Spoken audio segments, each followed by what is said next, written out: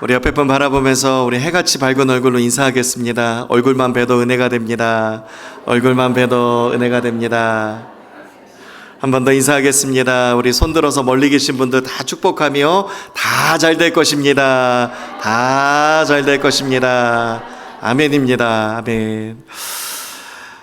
하나님이 함께 하실 때에 바울은 멜리데 섬에서 특별한 은혜를 경험할 수 있었습니다. 이전에 없던 특별한 호의도 받았고요. 하필이면 276명 중에 어디서 나타났는지 독사가 나타나 바울을 덥석 물었는데 그 물린 것이 은혜의 수단이 되어서 권위가 생기고 멜리데 섬에서 복음을 전할 수 있었습니다. 그리고 또 하나님을 모르던 땅이에요. 그 땅이 치유와 복음의 현장이 되었고 그 땅에 예배가 시작되게 되었습니다. 하나님께서 행하신 일들은 참 놀랍습니다. 멜리데 섬에서만 하나님께서 특별한 은혜를 경험하게 하신 것이 아니라 오늘 본문 말씀에 보니까 로마로 가는 길에서도 하나님이 특별한 은혜를 경험하게 하셨습니다. 하나님께서 함께 하시면 우리 인생 달라지는 줄로 믿습니다. 무엇이 어떻게 달라지는지 오늘 말씀을 통하여서 세 가지 주시는 은혜의 음성 함께 듣도록 하겠습니다. 첫 번째, 하나님이 함께 하시면 하나님께서 끝까지 인도하십니다. 멜리데 섬에서 이제 겨울을 났습니다. 그리고 11절 말씀에 보니까 석 달이 지나 이제 봄이 되었습니다. 그래서 이제는 배를 타고 다시 출발하려고 하는데 알렉산드리아 배를 타고 가는데 그 배의 머리 장식은 디오스구로라라고 이렇게 기록되어 있습니다. 디오스구로는 무엇이냐면 그리스 로마 신화에 나오는 카스토르와 폴룩스 이 쌍둥이 신을 말하는데 항해의 신이라고 그렇게 믿었습니다. 그래서 로마로 향하는 배들, 로마의 많은 배들이 뱃머리에 이 장식을 해놓고 이 장식을 앞세워서 이 쌍둥이 신이 우리를 지켜줄 거라고 그렇게 생각하고 그렇게 믿고 항해를 했죠. 근데 말씀 묵상하다가 참 재밌는 것을 발견했는데요. 지난번에 다 부서진 배 있죠. 그 부서진 배가 어떤 배였냐면 로마로 향하는 배였고 그 배도 알렉산드리아 배였습니다. 그러니까 그 배에도 이 디오스구로 장식이 있었을까요? 있었습니다. 맞아요. 거기에도 있었어요. 그러니까 이 디오스구로가 우리를 지켜줄 거라고 생각하고 이 장식을 탁 멋있게 저렇게 매달고 항해를 아주 앞장세워서 멋있게 했는데 그 배가 어떻게 됐습니까? 산산조각 나서 다 부서졌습니다. 그래서 결국에는 동력 없는 그 테바의 배를 하나님께서 친히 멜리데 섬으로 안전하게 인도하셨던 것이죠. 디오스구로가 지켜주는 것이 아니라 하나님이 우리를 지켜주십니다. 오늘 본문에 디오스구로를 굳이 이름을 넣은 이유는 무엇이냐면 하나님보다 앞세우며 살아가는 우리의 디오스구로가 이렇게 허무한 것임을, 얼마나 헛된 것임을 우리에게 꼬집어 보여주고 있는 것입니다. 사람들은 저마다 자기 인생에 비해서 이것이 나를 지켜준다고 하나님보다 알게 모르게 앞장세우는 저마다의 디오스구로가 다 있습니다. 어떤 사람들은 나는 돈을 많이 모아놨기 때문에 이 돈이 나를 평생 지켜줄 거라고 돈을 앞장세우며 살아갑니다. 어떤 사람은 내 이 인맥이면 장사, 사업 아무 문제 없다고, 내가 나중에 나이 들어서도 이 정도 인맥이면 뭐든지 가능하다고 인맥을 앞장세우고 살아갈 때도 있습니다. 어떤 사람은 내 지금 탄탄한 좋은 직장, 세상이 다 무너져도 이 직장은 안 무너진다고, 이 직장이 나를 책임져 줄 거라고 앞장세워 살아갈 때도 있습니다. 내 경험과 내 어떠한 지식이, 그리고 내가 가지고 있는 학연과 어떤 지연이, 그리고 내가 지금 건강한 이 건강이 나의 미래를 보장해 줄 거라고 앞장세워서 살아갈 때가 얼마나 많은지 모르겠습니다. 그런데 우리가 분명히 아는 것은요, 이 디오스구로가 우리를 지켜주는 것이 아닙니다. 이 모든 것들은 하나님이 우리에게 주신 선물이요, 하나님이 우리를 지켜주시는 도구일 뿐이지, 이 모든 것들이 하나님보다 앞세울 수 있는 하나님이 될 수 있는 것은 아니라는 것이죠. 우리 인생 하나님이 지켜주시는 줄로 믿습니다. 아무리 디오스고로를 앞장 세우며 살아간다 할지라도 폭풍이 한번 불어요. 하나님이 지켜주시지 않으면 산산조각나고 언제든지 부서지고 깨지는 것이 우리의 인생입니다. 그래서 예수님께서 돈 많이 벌어놓고 이제는 난 걱정 없다 하는 그 부자에게 뭐라고 말씀하셨습니까? 이 부자는 평생 먹고 살 거 다 벌어놨대요. 저 창고에 다 쌓아놨대요. 그래서 이제는 복잡하게 살 거 뭐 있냐, 평안히 쉬고 평안히 먹고 평안히 자고 평안히 누리면서 즐겁게 인생 살자라고 하고 있는데, 예수님께서 그 부자에게 뭐라고 하셨습니까? 그래? 그러면 오늘 밤에 내가 내 영혼을 도로 찾으리니 네가 준비한 이것이 누구의 것이 되겠느냐? 내가 오늘 밤에 너의 영혼 거두어 가면 너 그럼 어떻게 할래? 재물이 너를 지켜준다고? 그러면 죽음 이후에도 너의 삶을 재물이 너를 지켜줄까? 라고 예수님이 이렇게 물으시는 거예요. 우리 성도에게는 죽음이 인생의 끝이 아니라 영원한 삶의 시작입니다. 우리 주님께서 지금도 선한 목자가 되어주셔서 우리를 인도해 주시지만 죽음 이후에 영원한 영생의 삶도요, 우리 주님께서 선한 목자가 되어주셔서 우리를 끊임없이 지켜주시고 인도해 주실 줄로 믿습니다. 디오스고로가 우리를 지켜주는 것이 아닙니다. 우리의 신앙의 고백은 하나님이 우리를 지켜주십니다. 우리는 하나님만 섬깁니다. 이 고백 하나님께 드려야 할 줄로 믿습니다.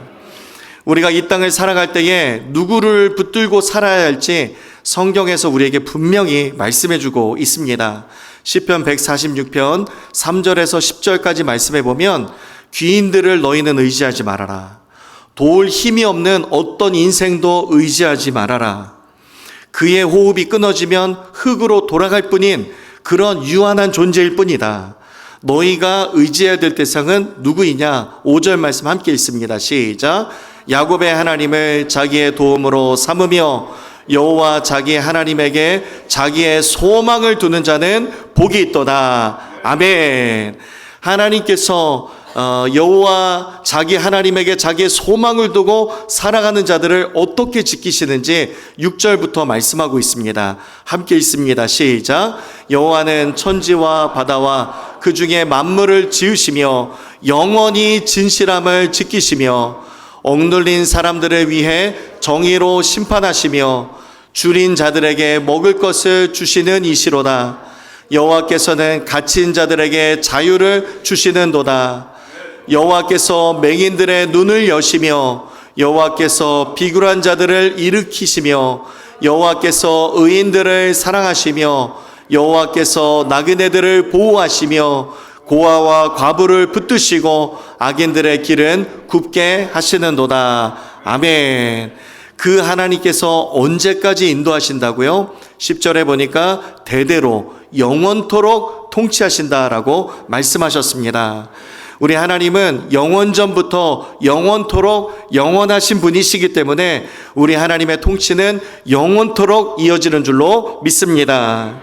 그래서 복 있는 사람은 어떤 사람이냐면, 내 인생 살아보니 내 힘으로 사는 것이 아니구나, 하나님 도움 없이는 살 수 없는 거구나 라고 하는 것을 빨리 깨달으면 빨리 깨달을수록 복 있는 사람입니다. 우리의 인생 하루하루 하나님 찬양하고 하루하루 하나님 예배하며 날마다 주님 의지하고 날마다 주님 신뢰하며 날마다 주님과 동행하는 삶이 진정으로 복이 있는 자의 삶인 줄로 믿습니다. 하나님이 함께 하셨기 때문에 로마로 가는 여정까지 하나님이 끝까지 바울을 인도하셨습니다. 우리의 길도 마찬가지로 하나님이 함께 하시면 우리의 인생 끝까지 인도하십니다. 하나님 제일주의로, 하나님 절대주의로, 하나님 우선주의로, 하나님 중심주의로 살아가시는 우리 한빛의 모든 성도님들 다 되시기를 주님의 이름으로 축복합니다. 두 번째, 하나님이 함께 하시면 필요한 사람들을 붙여주십니다. 말씀 준비하면서 보니까 3주 연속 같은 메시지를 주고 계십니다. 3주 연속 반복해서 본문을 통해서 같은 메시지를 주실 때에는 필요한 사람들을 붙여주셨으니 그 사람들을 보면서 하나님의 손길을 분명히 보라는 것이죠. 수라구사를 지나서 저 레기온을 지나서 이 보디올 로마 항구에 도착하게 되었습니다. 이제부터는 배를 타고 가지 않고 육로를 따라 가게 되는데요. 아피아 가도라고 하는 길을 따라갑니다. BC 3세기에 군사적인 목적으로 이 로마 최초의 포장 도로가 깔리게 되었는데요. 당시에는 약 200km 정도 깔렸지만 지금은 브린디시까지 약 500km 구간이 길이 연결되게 되었다고 합니다. 이제 아피아 가도라고 하는 길인데 얼마나 잘 깔려 있는지 이 유네스코 세계문화유산에 등재되어 있고요. 지금도 아주 잘 보존되어 있습니다. 그래서 여기서 자전거 대여도 해준다 그래요. 그래서 혹시 여기 가시는 분들은 자전거 대여하셔서 이렇게 한 바퀴 쭉 둘러보셔도 좋겠습니다. BC 3세기에 모든 길은 로마로 통한다. 그래서 군사적 목적으로 만든 포장도로였지만 하나님께서 지금 바울이 복음을 들고 걸어가는 데에 이 길로 로마로 들어가게 하셨습니다. 이 가는 길에서요, 참 하나님께서 놀라운 은혜를 보여주셨는데, 먼저 14절에 보면 거기서 형제들을 만났다라고 기록되어 있습니다. 보디올 항구에 도착했을 때 배에서 내렸는데 믿음의 형제들을 만났다는 거죠. 근데 이게 당연한 것이 아닌 게 지금 바울이 언제쯤 정확하게 어느 항구로 도착한다, 그렇게 밝힌 적이 없습니다. 그리고 난파되어서 이게 이렇게 떠밀리면서 표류된 시간도 있고요. 그리고 멜리데 섬에서 생각지도 않게 3개월 동안 또 머무르게 되었었죠. 그러니까 언제 어느 날에 도착한다 이런 기약이 없어요. 그런데 그곳에서 배에서 내렸더니 믿음의 형제들을 만나게 되었다라는 것이죠. 미국에 처음 이민 나오실 때 기억나십니까? 왜 알지도 못하는 사람이 와서 영어로 막 말을 거는데 괜히 당황스럽고, 이민 가방 끌고 들어오는데 거기에 뭐 들었냐고 물어보는데 아무 잘못도 없는데 괜히 뭔가 잘못한 것처럼 괜히 찔려서 놀래고, 그러다가 이 밖으로 나왔을 때 아는 사람이 마중을 딱 나왔는데 그 사람을 만나는 순간에 어떻습니까? 긴장이 다 풀어지면서 여기서 좀 살 수 있겠구나, 그런 안도감이 생기잖아요. 바울 역시도 그랬을 것입니다. 처음 가보는 땅에 배에서 내렸는데 믿음의 형제들을 딱 만났어요. 얼마나 마음이 편해졌겠습니까? 당연한 것이 아니요, 하나님의 은혜입니다. 또한 이곳에서 그들의 청함을 받아서 7일 동안을 함께 머물러 대접받고 쉴 수 있게 되었습니다. 예전에 그랬죠. 백부장 율리오가 특별한 친절을 베풀었는데 지금도 아마 백부장 율리오가 또 친절을 베풀어 주었던 것 같습니다. 같은 말씀을 드리지만 이 로마 군대 장관이 장교가 이러한 특별한 친절을 베푼다는 것은 사실은 상상하기 어려운 일입니다. 하나님께서 하신 일입니다. 또한 가는 길에 보면 지도가 조금 헷갈리게 보이실 수 있는데 두 군데입니다. 아비오 광장과 트레이스 타베르네라고 하는 지역을 지났는데, 아비오 광장은 한국의 광장시장 있죠? 시장 같은 곳입니다. 그리고 트레이스 타베르네는 새 여관이라고 하는 뜻을 가지고 있는데 가다가 여행객들이 쉬었다 가는 곳입니다. 이 두 곳에서 믿음의 형제들이 나와서 그 형제들을 만나서 위로를 받게 되었다는 것이죠. 말씀 묵상하다가 또 신기한 것을 또 발견했습니다. 무엇이냐면 바울은 분명히 이곳에 복음을 전하러 처음 왔는데 어디에서 생겨난 사람들일까? 믿음의 형제들은 어디에서 이렇게 자꾸만 나올까? 튀어나올까? 그런 생각이 들었습니다. 그런데 이렇게 연구를 해보니까 많은 성경학자들이 말하기를 사도행전 2장 10절 말씀에 보면 오순절 성령 강림 사건 때에 로마에서 온 나그네들이 있었다 그랬거든요. 아마도 그 사람들을 통해서 복음이 먼저 전해지지 않았을까라고 그렇게 추측을 하지만 정확하게는 알 수 없습니다. 그런데 우리가 믿음의 눈으로 봤을 때 알 수 있는 것은 하나님께서 바울이 로마에 혼자 걷지 않도록 미리 준비해 두시고 예비해 두셨으며 찾아오게 하셨다라는 것을 우리가 믿음의 눈으로 볼 수 있습니다. 이 모든 일을 누가 하셨습니까? 하나님께서 하셨습니다. 하나님은 우리가 상상치도 못하게, 우리가 정말 생각지도 못하게 우리를 정말 세세하게 돌보십니다. 누가복음 12장 7절 말씀해 보니까 우리의 머리털까지 다 세신 바 되었다는 거예요. 자기를 아무리 잘 알아도 머리털 몇 가닥인지 아시는 분 혹시 계십니까? 네, 없죠. 자녀분들 손자 손녀 그렇게 이뻐도 손자 손녀 이뻐도 그 손자 손녀의 머리털 몇 가닥인지 아세요? 네, 모르죠. 근데 하나님은 우리를 그렇게 디테일하게 아신다는 거예요. 그래서 어떤 사람은 머리털 세기가 좀 하나님 쉬우시겠죠. 어떤 사람은 조금 숱이 많아서 어려운 사람도 있을 것이고, 오늘 집에 가서 샤워하다가 5가닥 빠지면 마이너스 5에서 몇 가닥 남았는지까지 하나님 다 알고 계시다는 거예요. 세세하게 우리를 돌보시는 하나님.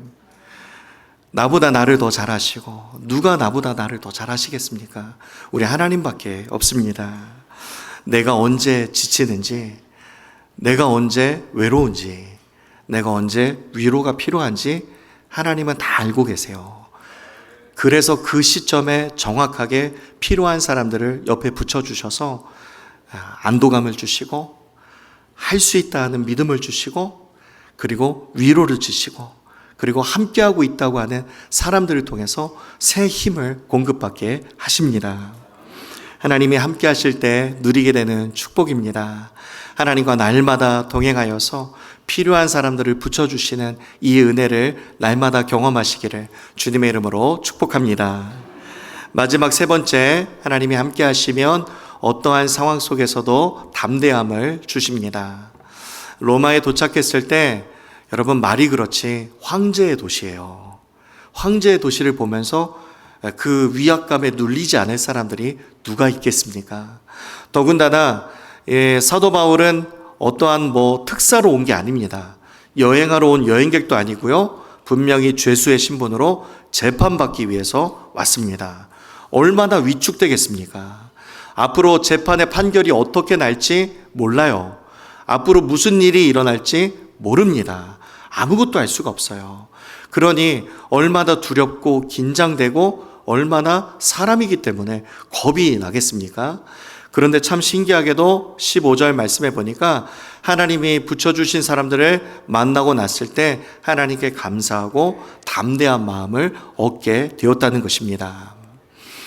성경에서 말하는 담대함은요, 성격이 대담한 사람들 있죠? 그런 걸 말하는 게 아닙니다.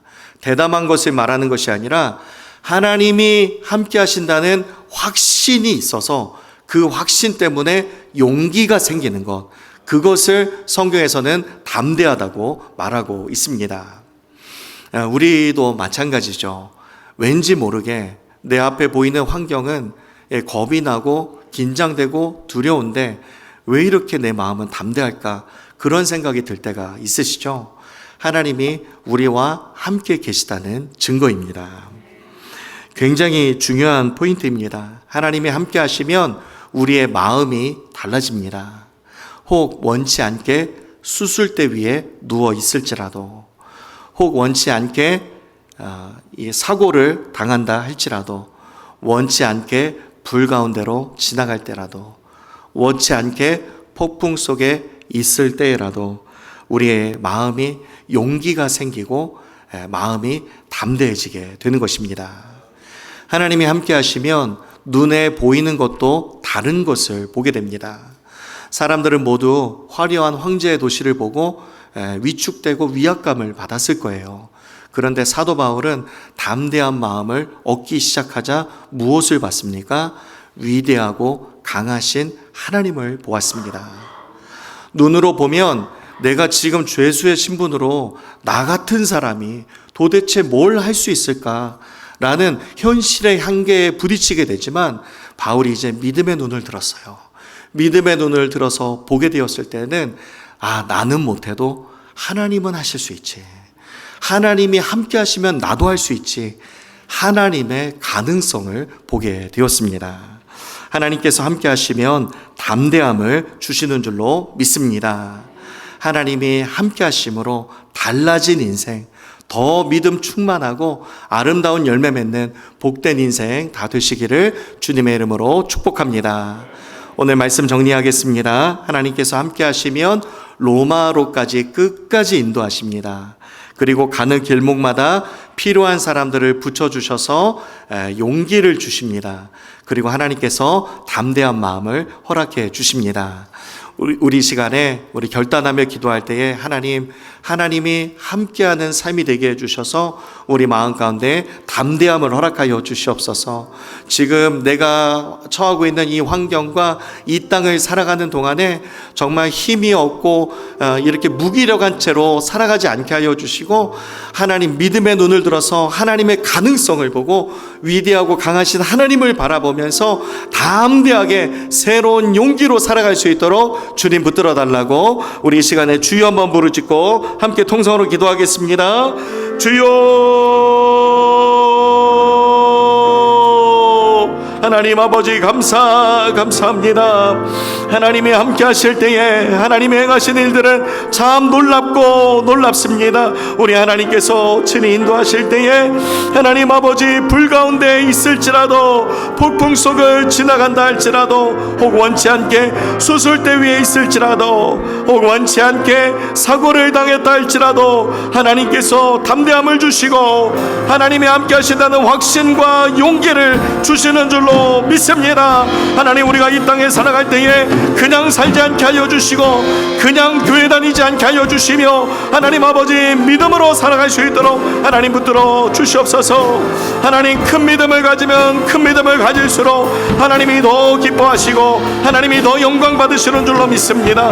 하나님, 큰 믿음으로 나아가는 우리 한빛교회 모든 성도님들 다 되게 하여 주시고 하나님, 해같이 밝은 얼굴로 서로에게 힘이 되어주고 서로에게 용기를 주며 서로에게 은혜의 권변을 할 수 있는 우리 한빛교회 될 수 있도록 인도하여 주시옵소서. 하나님, 불평과 의심과 원망이 우리의 삶을 막지 않게 하여 주시고 우리가 교회가 가는 길을 막지 않게 하여 주시옵소서. 하나님, 은혜요 감사요 할렐루야 주님을 찬양함이 우리 한빛교회 앞길에 열려지게 하여 주시옵소서. 하나님, 그래서 불평보다는 감사를, 원망보다는 신뢰를, 하나님 아버지 주님을 바라보며 믿음으로 나아가는 우리 한빛교회 되도록 우리 모든 성도님들 다 될 수 있도록 하나님 붙잡아 주시옵소서. 하나님 아버지, 우리 한빛교회 성도님들 어디에 있든지 담대한 믿음으로 가여 주셔서 하나님, 우리 인생의 돈이나 직장이나 인맥이나 내가 자랑할 수 있는 어떤 디오스구로가 내 삶을 책임져 주는 것이 아니라 하나님이 우리의 삶을 책임져 주시고 지켜주시는 줄로 믿습니다. 하나님, 세월을 아껴 하나님 아버지 하루하루를 살아갈 때에 그냥 사는 것이 아니라 믿음으로 살게 하여 주시고 하나님, 사명을 붙들고 그 사명을 위해 살아가는 우리 모두가 될 수 있도록 하나님 붙잡아 주시옵소서. 하나님 아버지, 그리하여서 하나님 우리의 삶에 하나님의 함께 하심이 선명하게 드러나게 하여 주시고 명확하게 드러나게 하여 주시옵소서. 하나님 아버지, 믿음으로 일어서는 우리 한빛교회와 모든 성도님들 다 될 수 있도록 하나님 붙들어 주시옵소서. 필요한 사람을 붙여 주셨습니다. 하나님, 그 필요한 사람들을 보면서 하나님의 손을 보라고 같은 메시지를 주고 계십니다. 하나님께 온전히 영광 올려드리는 우리 한빛교회가 될 수 있도록 하나님 붙들어 주시옵소서. 주님 감사합니다. 감사드리며 예수님의 이름으로 기도하옵나이다. 아멘.